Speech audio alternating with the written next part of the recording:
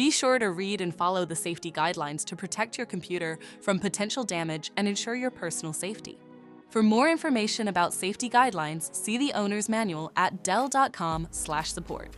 Before you begin, turn off the computer and disconnect all the attached peripherals. Before proceeding, ensure your computer is in service mode. To enter service mode, press and hold the B key on the keyboard and then press the power button. Now, the computer will boot up and the owner tag information is displayed on the screen. Press any key to proceed. The computer will emit 3 short beeps and shut down, indicating it has entered the service mode.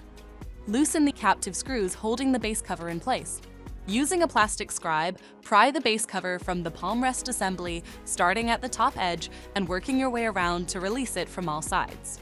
Now, lift the base cover from the palm rest assembly. If your computer is unable to enter service mode, disconnect the battery cable from the system board. Identify the wireless module and remove the screw. Unlatch and disconnect the cables.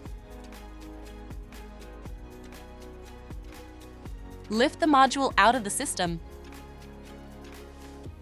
To reinstall the wireless module, place it back in the system. Reconnect the cables and latch it into place. Tighten the screw to secure it.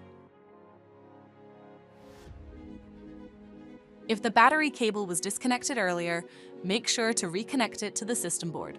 Next, align the base cover with the palm rest assembly and gently place it into position. Tighten all required screws to secure the base cover in place. To exit service mode, connect the AC adapter and press the power button. For more information about your Dell system, visit dell.com/support.